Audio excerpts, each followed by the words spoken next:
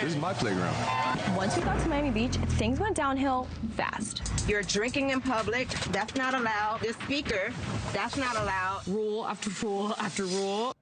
The production on this PSA is just fantastic, by the way. I'll just start there. Miami Beach is toning down the rowdy and re-upping the rules for spring breakers this year, cracking down once again with strict parking enforcement, curfews, DUI checkpoints, you name it. But Miami Beach isn't the only city setting up extra security measures.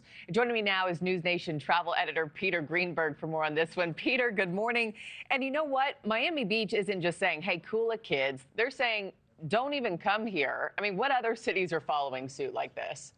Well, it's happening throughout the state of Florida. Destin, Fort Walton, and Panama City, of course. Let's not forget Fort Lauderdale. They're doing strict curfews. They're banning all alcohol on the beach through April 17th. How about that?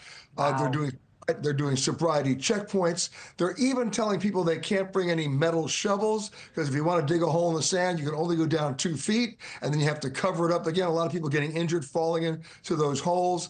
No smoking allowed on the beach as well of any kind. So those, and then of course the parking restrictions, especially in Miami, pretty severe. People have different versions of fun than I do, Peter. What's the happy medium, though, of keeping the peace? And I understand you don't want people to be rowdy, or most importantly, you don't want them to be violent, but also not losing out on money for these cities and these businesses who rely on tourist season. Well, that's the double-edged sword because so much of it's driven by alcohol sales. You're forbidding alcohol on the beach at all times, and you're forbidding the drinking of alcohol, and all the bars have to close at 2 in the morning. You got a little bit of a problem right there. Some of the cities, like Miami, are providing rideshare services for free to get people off the beach at the appropriate hours, so you're not congregating with nothing to do. Hey, conversely, I was thinking about this. Are you seeing any other destinations trying to take advantage of places like Miami Beach, saying that we don't want you here? You know, like anybody counter-campaigning, saying they might not want you, but we'll accept you with open arms, trying to get that business. Yeah, here's a fun one. Of all places, and they don't have a beach, Houston is trying to promote themselves as a spring break destination. Really?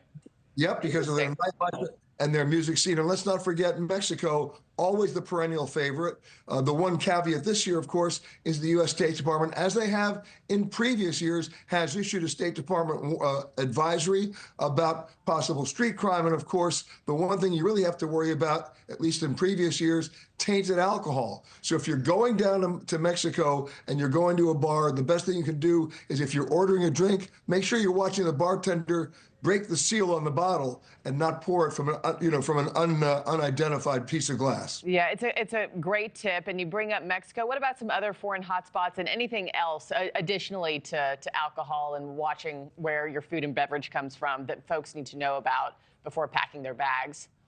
Well, the smart travelers, believe it or not, have figured out it's a buyer's market overseas. We found 24 different destinations overseas where the airfares right now are under $600 round trip. That's amazing. Wow. Do it.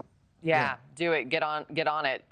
The other thing, too, you know this story. Authorities in the Dominican Republic right now are looking for that missing college student while she was on spring break last week. The State Department recently issued a travel advisory for Turks and Caicos.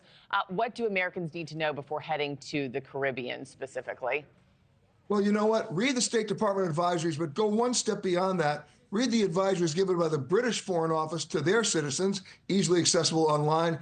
And then, no matter where you're going, whether it's the Caribbean or anywhere else, there's a reasonably good chance there's an English language newspaper published there.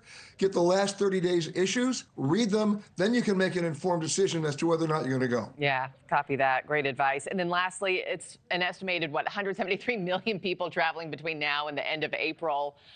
Any headaches that you're foreseeing when it comes to travel? Well, other than the usual weather, which of course is the intangible, of course, it's the airline scheduling that's always going to be a problem. So please accommodate for that, because don't give yourself a 30-minute connect time between planes. You won't make it. Yeah, pack your patience. Cliche, but it's true. Peter Greenberg, always good to have you. Thank you, sir. Thanks for watching, everybody. Go to joinnn.com to find NewsNation on your television provider. Also, don't forget to click that red subscribe button below to get more of NewsNation's fact-driven, unbiased coverage.